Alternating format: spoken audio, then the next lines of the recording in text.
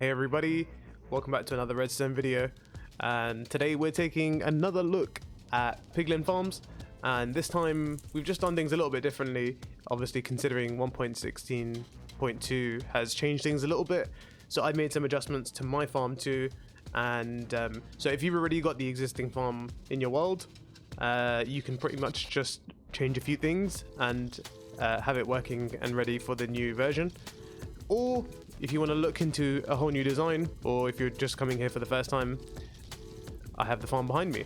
I'm not going to get into too much detail about the entire thing, so if you want a little bit more detail on how things work, go and check out my first video. I'll leave a link for that in the description. But otherwise, I'm really just going to be explaining the changes on this one. So let's get right into it. But before we do actually get started, I just want to say, if you do end up enjoying the video, please do consider leaving a like and maybe consider subscribing. If you do enjoy this video, I make other redstone videos as long as a let's play series, so feel free to check any of those out. But otherwise, okay, so I'm gonna start off with the main difference between this one and the older one, which is the piglins. So one was no longer the number that the hoppers could carry. So before, in the first original version, one piglin dropped so much stuff that it was enough to have in a single chamber. So all I've done in this side is add another piglin. Really nice and simple. Still getting a higher rate. In fact, we're actually getting a higher rate than we did in the older one. I believe the older one was somewhere like 40-ish thousand, maybe 39, but this one's closer to 52,000. I ran a few tests on it, and it seemed to average about 52,000 items an hour. So that's that's one upgrade, if anything, over it. The second thing I changed was the clock. So instead of using a ether hopper clock now, I'm using just a simple clock like this one. The reason for that was the piglin timings were either too short or too long. So in between a piglin dropping its item, the next item dropped off would be in a much smaller tick frame. Right now, as you'll see in a second, it's pretty much instant. As soon as they drop it, they pick up another gold ingot and they continue trading, and that's one of the reasons why the rates went up. Realistically, if you did end up building the original one and you use the ether hopper clock, all you need to do is change the number of items in the hopper clock to 5.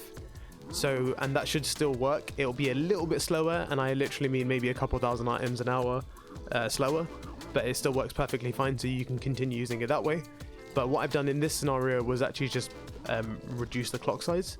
The ether hopper clock was quite big, and considering I didn't need a huge amount of time anymore, this made more sense and it looked a little bit cleaner. And obviously, if you want to clean things up a little bit, you can now cover all this just like you were earlier, and you can still have the wire exposed for the control. I've also done some changes to the timings over here, so I've made them a lot shorter, which means that generally the thing runs a lot more tighter, so there's less time in between the collection of items before this shoots off. It was quite a bit longer before, so I just changed that up a little bit. Another reason was it worked out a little bit neater because it was so big before. Apologies if you did end up building the older one exactly how I did. It was a little bit inefficient with blocks used and stuff like that. So I've actually changed this up as well. Instead of using obsidian, which I used for some reason in the other one, I've just used glazed terracotta for the slime block pushers, and the rest of it I just ended up using white concrete. White concrete can be replaced with pretty much any other block. Same with the glass, and basically most of the building blocks, which I'm sure you're aware, they can all be replaced. None of them are necessary. The only thing that needs to be specific is these guys over here.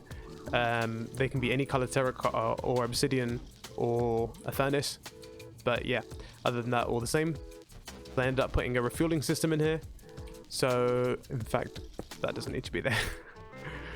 So I've got an auto refueling system, so all you do is put the gold ingots in here, and I'll show you one sec when I turn this on, that you'll see that the system will just start running by itself. To be very honest with you, you can actually save yourself a little bit of headache and just put a hopper chain. I believe it should be quick enough to keep up with the gold that's being dispensed, so you don't need to do it this way. I kind of just prefer minecarts, if I'm honest, and ultimately what you could do is put a chest somewhere in the middle and then put a hopper line over the minecart, and then just have a centralized gold system. So that could be nice and easy. But honestly, other than that, everything stayed the same. I made a few adjustments just with this wiring, the number of piglins, and the refueling system. So this is now like a pretty much ready to go 52,000 items an hour. Oh wait, before I wrap that up, the storage system is just underneath here. I've used wool because, if you know, carpet mod has an ability for you to count items and see the rates. So I've just used that for this reasons. But obviously you would replace all these with chests and maybe even bring the hopper line down a few blocks, excuse me, just like that, to have extra storage for all of these.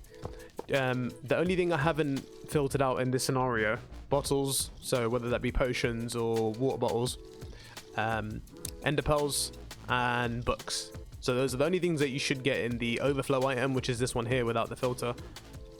But other than that, they are all filtered. In some cases I've had to double up on filters and even triple up on some. So for example soul sand takes 2, iron ingots take 2, and spectral hours take 2. These 3 can actually be tripled up, because in very small scenarios, and I mean very small, you will still get some of these items in the overflow chest. So just keep that in mind. If you have the if you can be bothered, just go ahead and put another one of those in there.